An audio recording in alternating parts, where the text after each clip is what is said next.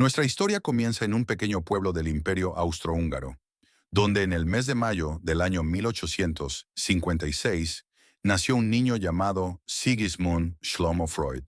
Su hogar estaba en Freiberg, en la actual República Checa, aunque en ese entonces pertenecía a Austria. Hijo de un comerciante judío llamado Jacob Freud y de Amalia Nathanson, Sigmund creció en un entorno modesto pero intelectual. Desde pequeño mostró una gran curiosidad y una mente brillante, que pronto lo destacaría entre sus hermanos. Cuando tenía alrededor de 4 años, su familia se trasladó a Viena, una ciudad que se convertiría en el epicentro de su vida y su carrera. Desde muy joven, Freud demostró un talento excepcional para los estudios, lo que le permitió ingresar al prestigioso Gymnasium de Leopoldstadt, donde sobresalió en diversas materias, especialmente en lenguas clásicas y ciencias. Su fascinación por la mente humana comenzó a manifestarse en estos años, aunque todavía no imaginaba que revolucionaría el estudio de la psicología. En el año 1873, con tan solo 17 años, ingresó a la Universidad de Viena para estudiar medicina. Sin embargo, su interés no se centraba en la práctica médica convencional, sino en el funcionamiento del cerebro y el comportamiento humano. Durante esta etapa universitaria, Freud se vio influenciado por figuras como Ernst Brücke, un fisiólogo que promovía una visión mecanicista del organismo humano. Esto lo llevó a realizar investigaciones en neurociencia, analizando el sistema nervioso de diversas especies animales. Tras años de dedicación, en 1881 obtuvo su título de médico, y poco después comenzó a trabajar en el Hospital General de Viena. En esta época, conoció a Joseph Breuer, un médico que estaba tratando a una paciente conocida en la historia como Ana O, con un método novedoso basado en la catarsis y la hipnosis. Esta experiencia marcó profundamente a Freud, quien comenzó a interesarse en el inconsciente y en cómo los traumas reprimidos podían afectar la mente. Poco después, Freud viajó a París en 1885 para estudiar con el famoso neurólogo Jean-Martin Charcot, quien trabajaba con pacientes histéricos y utilizaba la hipnosis como herramienta terapéutica. Durante este tiempo, Freud se convenció de que los trastornos mentales tenían un origen psicológico más que neurológico, un pensamiento radical para la época. Al regresar a Viena en 1886, abrió su consultorio privado especializado en trastornos nerviosos. A finales de esa década, Freud comenzó a desarrollar sus propias ideas sobre la mente y la importancia del inconsciente. Junto con Breuer, publicó en 1895 estudios sobre la histeria, donde introdujo el concepto de que los síntomas neuróticos eran el resultado de recuerdos reprimidos. Este trabajo sentó las bases del psicoanálisis, aunque aún faltaba mucho por desarrollar.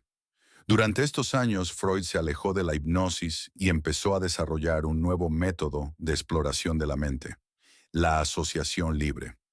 Este enfoque permitía a los pacientes hablar sin restricciones, dejando que sus pensamientos fluyeran de manera espontánea, lo que ayudaba a revelar conflictos inconscientes.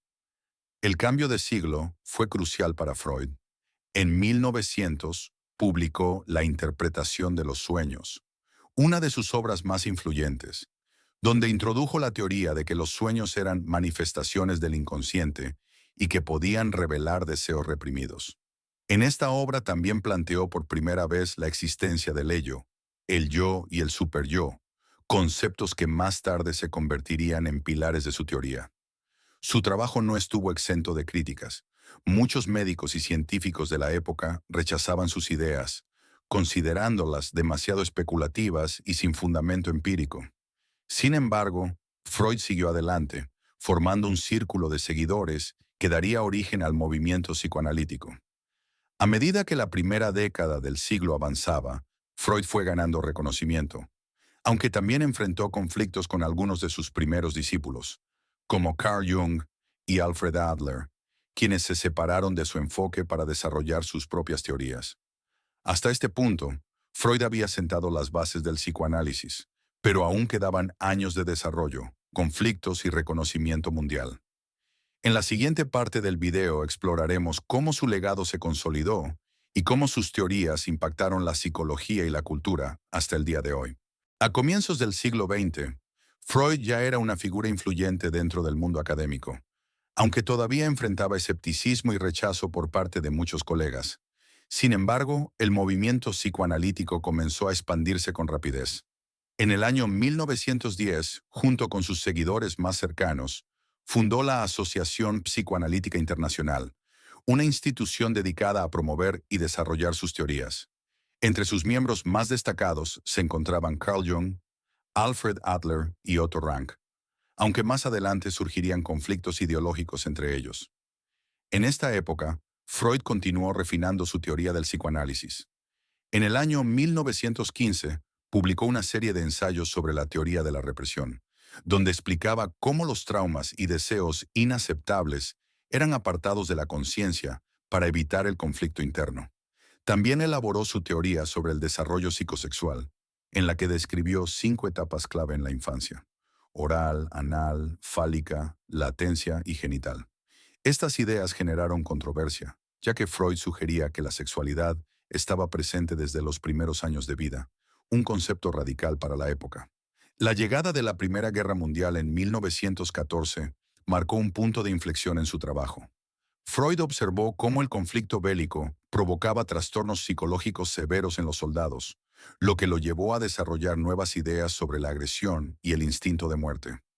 En 1920, publicó Más allá del principio del placer, donde introdujo el concepto del instinto de muerte o tánatos, que junto con el instinto de vida, eros, conformaban las fuerzas fundamentales del comportamiento humano.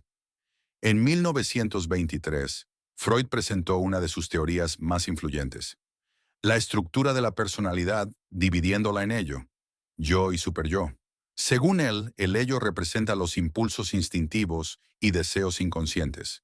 El superyo encarna las normas y valores sociales, y el yo actúa como mediador entre ambos, tratando de equilibrar las demandas del instinto con las restricciones de la moral.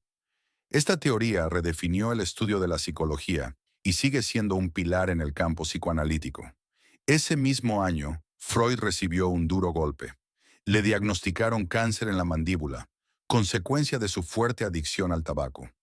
A pesar de múltiples cirugías y tratamientos, su estado de salud se deterioró progresivamente, pero nunca dejó de trabajar. Durante los años siguientes, publicó El yo y el ello, 1923, y El malestar en la cultura, 1930, donde exploró cómo la sociedad y la civilización reprimen los deseos individuales, generando conflictos psíquicos en las personas. En la década de 1930, Freud enfrentó otro desafío: el auge del nazismo. Sus teorías, al estar asociadas con el pensamiento judío y con ideas consideradas subversivas, fueron duramente atacadas. En 1933, cuando Adolf Hitler llegó al poder en Alemania, los nazis quemaron públicamente sus libros junto con los de otros intelectuales. A pesar de estos ataques, Freud continuó su trabajo en Viena, aunque la situación se volvió cada vez más peligrosa. En el año 1938, cuando Alemania anexó Austria, Freud y su familia se vieron en grave peligro debido a su origen judío. Gracias a la ayuda de amigos y admiradores, entre ellos la princesa Marie Bonaparte, logró exiliarse en Londres. Sin embargo, su salud estaba gravemente deteriorada por el cáncer. Aún así, en su exilio, continuó escribiendo y revisando sus ideas hasta sus últimos días.